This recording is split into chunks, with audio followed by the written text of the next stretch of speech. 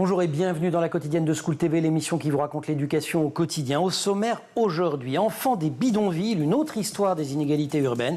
C'est le titre du livre que publie Margot Delon aux éditions La Dispute, un ouvrage de sociologie gorgé de vie et d'humanité et aussi une passionnante réflexion sur la façon dont les politiques publiques dessinent l'espace et intègrent ou pas les plus précaires. Elle est l'invitée du Grand Oral.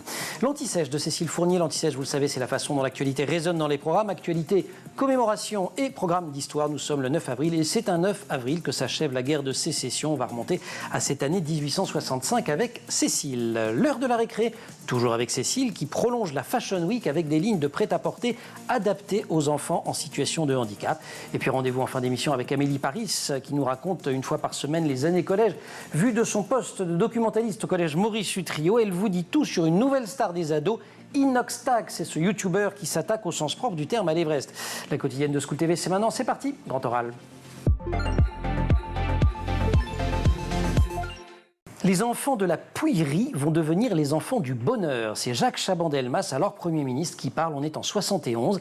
Il se réjouit même parce qu'ils vont être relogés des bidonvilles de Nanterre vers une cité de transit construite aux alentours. Ces mots, Margot Delon les rapporte dès l'introduction de son livre intitulé donc Enfants des bidonvilles, une autre histoire des inégalités urbaines, un livre qui vient de paraître aux éditions La Dispute. Eh bien, ces enfants de la Pouillerie, elle en a retrouvé des dizaines, elle les a écoutés et le résultat c'est ce livre dans lequel le passé résonne étrangement avec le présent. Margot Delon, bonjour. Bonjour. On est ravis de vous accueillir, ouvrage passionnant, vous êtes sociologue au Centre Nantais de Sociologie et au CNRS, chercheuse résidente à l'École française de Rome. On commence quand même par planter rapidement le décor. Deux bidonvilles, on est dans les années 60, Champigny-sur-Marne, Nanterre. Alors le premier point important peut-être, c'est que de l'extérieur, on a l'impression que les bidonvilles sont tous les mêmes. Ça se passe encore aujourd'hui, on voit des baraques, on voit de la tôle, on voit de la boue, on voit des rats, etc. Ça, c'est des éléments communs dans les deux villes. Néanmoins, Nanterre et Champigny avaient des caractéristiques assez différentes les unes des autres, alors qu'ils ne sont pas liés à des qualités intrinsèques des populations. Je pense que je peux le dire tout de suite, les Portugais ne sont pas nés avec des tourelles dans la main, et donc c'est pour ça Ils n'ont pas tous leur CAP de maçonnerie au berceau. Les Algériens les Algériens Nanterre travaillent autant dans le BTP exactement, sur des chantiers. Donc les différences de bâti qu'on observe dans les deux villes sont principalement liées à des questions de politique publique. Ces différences, à quoi elles tiennent? Eh bien, Champigny, de l'extérieur, avait un aspect beaucoup plus bâti, beaucoup plus en dur, des parpaings. Alors, c'était pas non plus des pavillons, des immeubles très construits, mais disons qu'il y avait une apparence d'habitat un peu plus en dur et d'habitat légèrement plus confortable avec beaucoup de guillemets. Nanterre, c'est plus chaotique. Nanterre est plus chaotique pour des raisons qui tiennent principalement au contexte de la guerre d'Algérie, en fait, qui jusqu'en 62 maintient les habitants dans un contexte de répression et de surveillance policière. Qui n'arrête pas, et d'interdiction de construire les baraques. Des bidonvilles qui, avant tout, sont le produit de la crise du logement, parce que les personnes qui y vivent, souvent, ont un travail. Oui, et c'est peut-être un des points les plus frappants de différence avec le contexte contemporain. C'est que c'est l'époque du plein emploi. Donc, quand les habitants débauchent le soir, ils peuvent être réembauchés dès le lendemain matin dans d'autres lieux de travail. Donc, c'est pas un problème de revenus au départ. Enfin, c'est pas uniquement un problème de revenus. C'est simplement qu'il n'y a pas assez de logements. C'est un problème il n'y a pas assez de logements. C'est aussi un problème de discrimination. De non-accueil des populations migrantes pourtant venues participer à l'effort de reconstruction après la Seconde Guerre mondiale. Ils viennent d'Algérie et du Portugal, pour les deux bidonvilles que vous avez étudiés. Dans les années 60, je précise quand même, vous le dites, que près de 80% des habitants des bidonvilles sont immigrés, dont la moitié viennent d'Algérie. C'est quand même la guerre... à la fois les suites de la guerre d'Algérie et une politique de recrutement aussi de certaines grandes entreprises françaises qui envoient des... Ils ne sont pas venus tout seuls. Non, ils ne sont pas venus tout seuls et le patronat en avait vraiment besoin. Alors, avec des politiques de recrutement qui varient selon les origines, les Portugais étaient beaucoup plus désirés que les Algériens pour des raisons de stéréotypes. Ils étaient considérés comme sobres, dociles, travailleurs, non revendicatifs. Beaucoup de précarité dans tous les récits que vous rapportez, mais des contrastes aussi, les intérieurs par exemple, derrière les parpaings ou derrière les planches de bois et sous les toits en tôle, il y a des maisons qui sont, je ne sais pas comment les qualifier, j'allais dire les moins anormales possibles. C'est tout le propre de ces enfants. C'est des enfants à la fois hors normes et à la fois très ordinaires. Donc il y a aussi des intérieurs ordinaires avec de la décoration, une organisation de l'espace, la séparation des pièces pour permettre aux enfants de faire leurs devoirs. Donc effectivement, malgré tout, se déroulent quand même des vies qu'on peut qualifier d'ordinaires derrière ces parpaings. Et pour ces enfants, le lieu de socialisation, évidemment, c'est l'école, qui est un lieu d'émancipation autant qu'un lieu d'humiliation. Il y a les deux. J'allais dire à parts égales, c'est idiot d'ailleurs. Bon, enfin, en tout cas, il y a les deux. Il y a les deux qui ressortent dans les souvenirs. Point très différent avec aujourd'hui, tous les enfants sont scolarisés. en raison de la stabilité résidentielle plus forte à l'époque qu'aujourd'hui. Ils restent des années, voire des décennies dans ces lieux de vie, donc ils ont le temps de s'intégrer dans un contexte scolaire qui effectivement joue un rôle très important dans leur expérience, mais aussi dans les trajectoires après les bidonvilles. Dans ce qui reste, vous les avez rencontrés des années après, parce qu'ils ont, je sais pas, 50, 60 ans quand vous les rencontrez. À peu près. Ils parlent de leur enfance. Il y a un stigmate alors il y a le froid, l'hiver, ça c'est un truc qui revient systématiquement, et puis il y a la honte. Il y a la honte des conditions de vie. En fait, il y a plusieurs types de frontières auxquelles sont confrontés les enfants des bidonvilles. C'est ça qui caractérise leur expérience. La honte des conditions de vie, parce que même si les mères essaient de les tenir le plus propre possible, il y a la boue, il y a l'odeur du poêle, etc. Mais il y a aussi une frontière davantage raciale, en fait, qui est liée à l'origine et qui repose sur des stigmates répétés, notamment à l'école, mais aussi avec les voisins, avec les autres enfants, qui sont incorporés et qui marquent vraiment les souvenirs et les vécus de cette époque-là. Et il n'en parle pas si facilement. Et il y a ce que vous le citez, Abdelmalek Sayad disait, ce fameux impératif de discrétion. C'est quoi? Comment... L'impératif de discrétion, c'est l'idée que les immigrés et descendants d'immigrés, surtout, ne doivent pas trop se faire remarquer. Et ça, je pense que c'est quelque chose qu'on retrouve dans beaucoup de groupes migrants. L'idée de surtout ne pas faire de vagues. Voilà, et même des années après, on n'a pas forcément envie de tout raconter. Il y a un mystère qui plane sur le livre. Pourquoi certains enfants vont réaliser des parcours scolaires assez brillants, tandis que d'autres seront décrochés. On va l'explorer si vous voulez bien, juste après l'anti-sèche. Cécile Fournier. Cécile, bonjour. Bonjour. Programme d'histoire aujourd'hui, d'histoire américaine, puisque nous parlons de la guerre de sécession. Elle s'est achevée un 9 avril. Oui, c'était en 1865, après un conflit qui a duré 4 ans. Guerre civile qui oppose le gouvernement fédéral des États-Unis aux États confédérés. Ou plus simplement, d'un côté, l'Union ou le Nord, dirigé par le président Abraham Lincoln, et de l'autre, la Confédération, ou le Sud, dirigé par Jefferson Davis, et qui regroupe 11 États du Sud qui ont fait sécession. Même si les historiens aujourd'hui disent que ce n'est pas la seule raison, c'est un conflit dont on peut quand même dire qu'il est né suite à l'abolition de l'esclavage, souhaité par le Nord et par Abraham Lincoln. Oui, Abraham Lincoln qui est profondément contre l'esclavage, qui est élu en 1860 avec moins de 40% des voix, et là alors qu'il n'a pas encore pris ses fonctions, cet État du Sud font sécession. Alors c'est cet État que sont la Caroline du Sud, le Mississippi, la Floride, l'Alabama, la Géorgie, la Louisiane et le Texas. L'année suivante, ils seront rejoints par 4 autres États. Et donc ces États se réunissent en convention et forment les États confédérés, avec pour président, je l'ai dit, le sénateur du Mississippi, j'ai nommé Jefferson Davis. Il promulgue alors une constitution le 11 mars, une constitution qui maintient l'esclavage, tout en insistant davantage sur les droits des États et qui fait l'économie de la Cour suprême. Un mois plus tard, le 12 avril, climat extrêmement tendu et la guerre commence. Bah oui, c'est l'armée des États confédérés, donc le Sud, vous suivez, qui prend l'assaut du Fort Sumter en Caroline du Sud afin de déloger la garnison fédérale à l'entrée de la baie de Charleston. Avec quand même au cœur du conflit cette question de l'abolition de l'esclavage. Bah oui, en fait, parce qu'il faut savoir que depuis 1783, autrement dit depuis la fin de la guerre d'indépendance des États-Unis, le pays est coupé en deux. Au nord, le pays où les États du Nord, les pays où l'esclavage est aboli et qui souhaitent qu'il le soit partout, puis les États du Sud, c'est le contraire. L'esclavage n'est pas aboli et au contraire même s'étend. En 1860, donc à la veille de la guerre de sécession, il y a presque 4 millions d'esclaves pour 31 millions d'habitants libres, donc presque 8 esclaves pour un habitant libre. Il y a même alors des États comme la Caroline du Sud qui comptent plus d'esclaves que de gens libres. Le 1er janvier 1863 marque une nouvelle étape dans le conflit. Et oui, parce que c'est la proclamation d'émancipation qui déclare, je cite, que toutes les personnes détenues comme esclaves dans les zones rebelles sont et doivent dorénavant être libres. Et donc, il y a plus de 200 000 anciens esclaves qui vont pouvoir servir dans l'armée aux côtés des fédéraux. De nouveaux soldats rejoignent les troupes et donc l'armée est un peu plus forte. Et en 1864, ça va marquer la déroute des sudistes. Voilà, et dans cette déroute, il y a le général sudiste Lee, c'est bien connu, qui est battu. On ne se souvient pas forcément de la date, mais c'est le 9 avril, un 9 avril. Mais oui, et c'est cela qui marque la fin de la guerre. Alors Jefferson Davis, quant à lui, tente de s'enfuir au Mexique, mais il est rapidement rattrapé avant d'être emprisonné sans jugement. Et 8 mois plus tard, l'esclavage est aboli.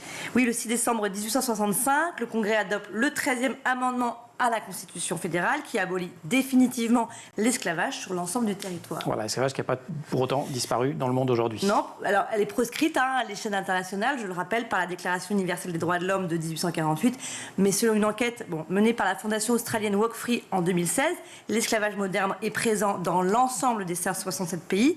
45 millions de personnes seraient victimes d'esclavage dans le monde. 60% d'entre elles se trouvent en Asie, avec l'Inde en tête, avec ses 18 millions d'esclaves. Merci beaucoup pour cette révision d'histoire. On se retrouve à la récré. On va parler mode et inclusion. Exactement. Grand oral.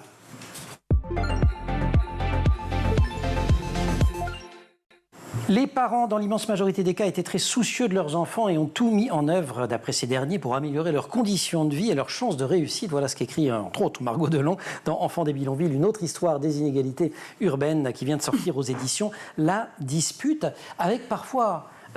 Margot, une pression d'enfer de la part des parents, hein, je cite, parce que mes parents, c'était premier, faut être premier. Sa réflexion à mon père, c'est si une note sur 20, c'est que tu peux avoir. Sinon, une note est sur 15. C'est Souhaite Tahiri qui dit ça. Ça dit bien l'importance de l'école ouais. dans ces parcours migratoires, dans une partie de ces parcours migratoires, des gens qui quittent tout, parfois aussi des situations assez stables. En l'occurrence, cette famille que vous mentionnez au Maroc, elle avait un logement à Casablanca, un petit commerce, donc ils ne sont pas partis poussés par la misère, en tout cas cette famille-là.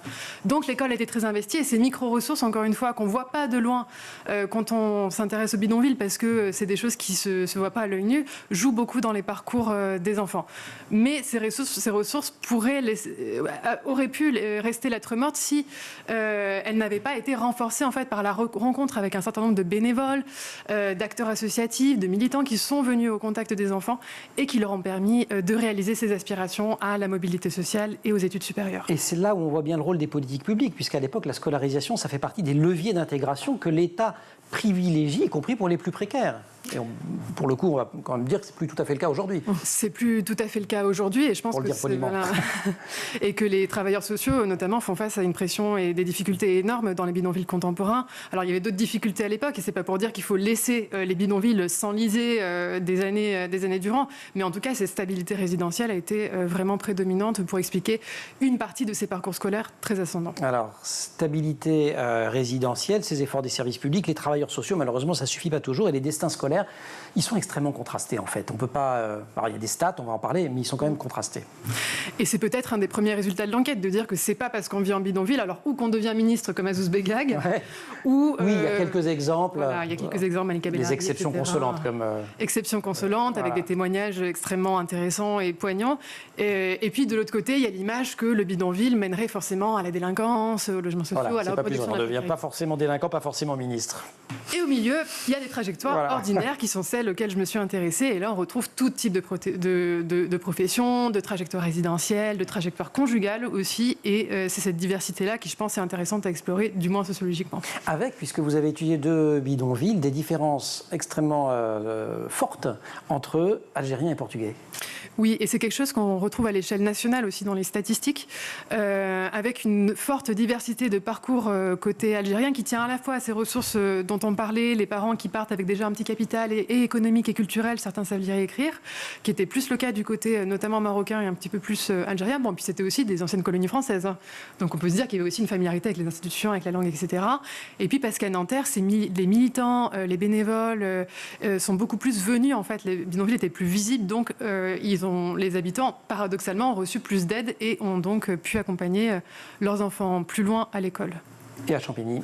Et à Champigny, c'est un peu le paradoxe de l'immigration portugaise, à la fois très valorisée, on a un peu l'image de l'immigré modèle, et en même temps très ignorée, très invisibilisée. On sait très peu de choses en fait. C'est un des plus gros groupes migrants et descendants de migrants aujourd'hui en France, et on a extrêmement peu d'études sur leur situation. C'est une forme d'invisibilisation qui est aussi, comme le signale José Vieira, un documentariste, c'est un peu du mépris, quoi. C'est des braves gens qui n'ont rien à raconter, pour le dire. Et on les écoute pas. Voilà, on les écoute pas. Donc ces deux stéréotypes un peu contrastés expliquent aussi une partie de la forme différente des parcours. On a quand même l'impression, ce qui doit être compliqué pour une sociologue qui à un moment donné aime bien faire des stats, des tableaux, des choses comme ça, que le hasard joue un rôle considérable, que pour certains ou certaines des mains se tendent, pour d'autres non. Et ça finalement... Ça rentre difficilement dans une case, dans un tableur Excel. C'est pas effectivement dans un tableur Excel qu'on retrouvera ça. Il n'y avait pas d'annuaire d'enfants des bidonvilles, à mon grand désespoir. Mais néanmoins, je pense quand même que ces rencontres entre certaines familles et les militants, elles s'expliquent par des facteurs sociologiques. Ça s'explique parce que c'était les familles les mieux dotées qui ont été en fait les plus réceptives à l'action des personnes qui venaient aider pour les devoirs. Rôle des pères aussi, vous le dites. Des pères, alors pères, P-A-I-R-S, mais pères, les papas. Les pères, les papas, ceux qui savaient lire et écrire, effectivement, qui étaient en mesure du coup de contrôler un peu les devoirs, de pousser plus loin pour aller à l'école. Donc dans une autre des familles proches de celle dont vous avez cité un extrait, par exemple, le père qui parlait français, savait lire et écrire, s'est opposé à la scolarisation des enfants en arabe afin de leur garantir les meilleures chances de succès en France. L'autre aspect, on en parlera, c'est le relogement. Les bidonvilles sont détruits. Certaines familles refusent d'ailleurs de les quitter, mais ils vont quand même être relogés. Des tractopelles contre des bidonvilles, des familles relogées dans des cités de transit, un transit qui dure pour certains depuis bien longtemps. L'histoire des bidonvilles, elle préfigure une partie de l'histoire des cités. On va en reparler juste après la récré.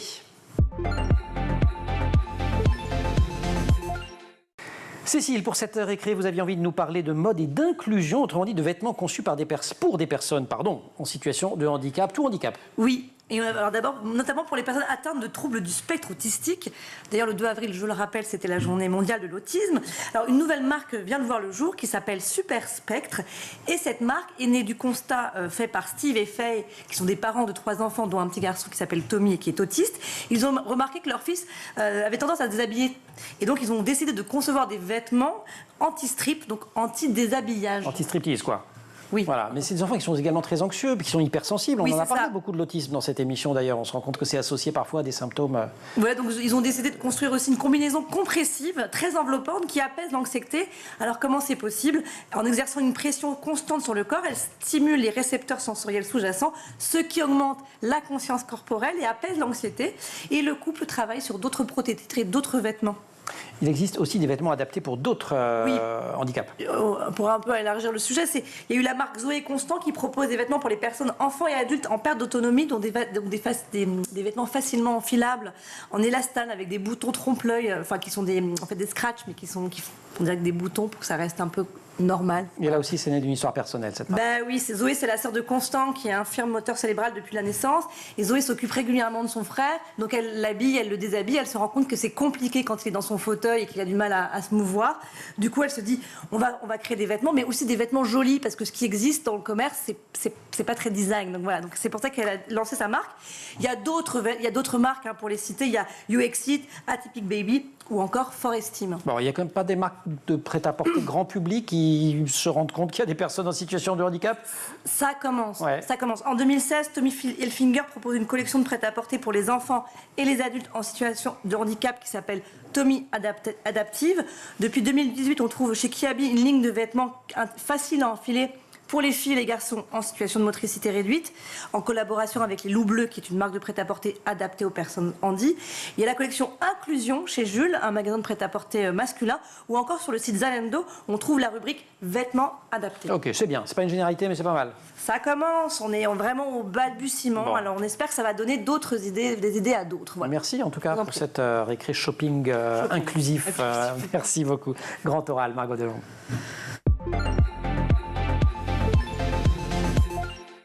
Un emballement médiatique, c'est en ces termes que Margot Delon décrit la prise de conscience par l'opinion et les pouvoirs publics des effets du mal-logement dans les années 1960. Il conduit cet emballement à des lois, à des programmes de relogement. Je n'ai pas pu m'empêcher à la lecture de votre livre, dont je redis qu'il s'intitule Les enfants des bidonvilles, je n'ai pas pu m'empêcher au fil de la lecture de chercher des indices pour la suite de l'histoire. C'est-à-dire comment ce qui aurait pu être une bonne nouvelle se transforme en piège, comment on passe du ghetto des bidonvilles à celui des cités.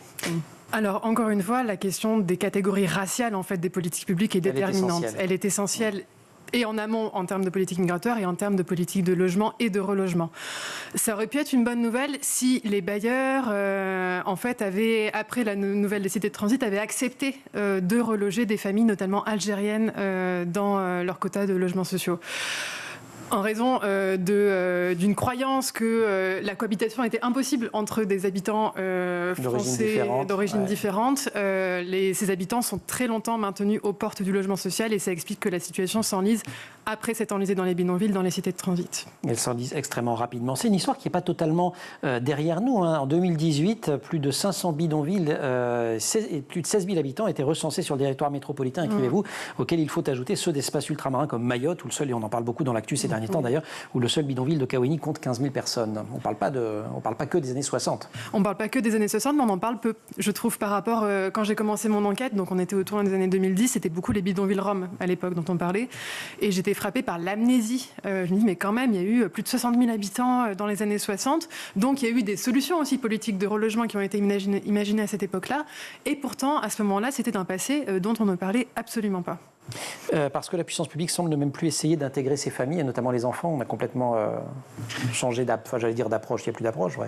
Il y a une relégation extrêmement forte. Alors je ne sais pas si elle l'est plus qu'à l'époque, parce que quand même, quand on relit les archives, les articles de presse, etc., on se rend compte que c'était aussi bien, c'était des gens dont on penserait qu'ils ne s'intégreraient jamais, en fait. Et évidemment, l'enquête... Et quand on voit tous les parcours que vous racontez, oui, c'est spectaculaire. Et donc ce sera intéressant de voir ce qui se passera pour les familles contemporaines dans la bidonville, même si, encore une fois, les conditions, au moins matériel de vie semble s'être beaucoup dégradé.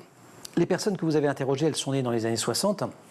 Aujourd'hui encore, quand vous leur parlez, la marque, la cicatrice, j'allais dire, demeure même chez celles qui, comme on dit vulgairement, s'en sont sorties, et parfois s'en sont sorties de manière très spectaculaire. Je pense à cette femme qui est devenue cadre sup, qui habite dans Paris, qui n'a plus jamais mis les pieds à Nanterre, mais... Et pourtant, ça reste une expérience effectivement extrêmement marquante. Bon, et dans tout le volet émotionnel, c'était quand même son enfance, donc son rapport aux parents, les parents ont souffert, etc. Et aussi en termes d'interprétation du quotidien et de transmission aux enfants des enfants. Donc à la troisième, ce qu'on pourrait appeler la troisième génération.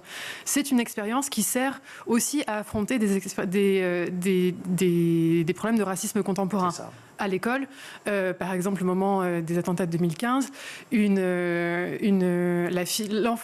la fille, disons, d'une personne que j'étais en train d'interviewer racontait comment elle était toujours renvoyée au fait qu'elle était musulmane et donc on lui demandait de se solidariser, etc. Et là, elle raconte comment penser à ce que sa mère avait vécu, en fait, lui donne des armes contre le racisme, lui permet de se rendre compte que c'est pas seulement une question d'interaction individuelle, c'est pas de sa faute, ça tient à quelque chose de plus large. Et ça, c'est extrêmement précieux dans les familles. Et dans ce qui, par contre, ne tient pas toujours lieu, on n'est pas toujours rattaché à un système, c'est cette impression que les parcours de réussite sont singuliers, impression portée par les personnes qui les ont vécus, avec un récit finalement assez libéral, c'est-à-dire c'est le côté, j'allais citer une marque de chaussures, mais du moins le slogan de cette marque de chaussures, mais l'idée de la volonté individuelle qui l'emporte. Oui, mais cette volonté individuelle, encore une fois, elle est construite par les institutions. Vous la reliez, c'est votre travail de sociologue, voilà, mais dans le récit voilà. Mais dans le récit qu'il ou elles en donnent, et puis il n'y a pas ce pas-là. Il n'y a pas ce pas-là, ou alors il vient avec une réflexivité. Donc cette femme que vous mentionnez, cadre supérieur dans Paris, etc., en fait, elle raconte comment, petite, elle avait compris quand même qu'il valait mieux dire qu'elle était marocaine qu'algérienne. Oui. Parce qu'on sortait de l'embrouille à l'époque de l'arrivée d'Algérie. Parce que les Marocains étaient réputés sympas et pas compliqués. Les Marocains étaient réputés sympas, mais ça, c'est typiquement un mécanisme de distinction et d'individualisation qui, bon, alors plus tard est contrebalancé, mais qui peut expliquer certains récits assez individualistes. Voilà, on ne va pas pouvoir tout raconter. C'est un bouquin qui est extrêmement vivant. Je termine avec une citation, c'est Hakim qui parle. Je vais te dire la vérité, Margot, il vous parle, c'est les bidonvilles, c'est les cités de transit, c'est la misère. Ils sont devenus haineux à cause de ça. Ce sont les jeunes, ils m'ont volé ma jeunesse, maintenant j'emmerde tout le monde. Heureusement, on n'est pas tous comme ça, on aurait pu avoir des braqueurs, mais c'est normal, quand tu vois d'où on vient, faut pas t'attendre à voir des ingénieurs ou des mathématiciens quand tu sais qu'on sort de là.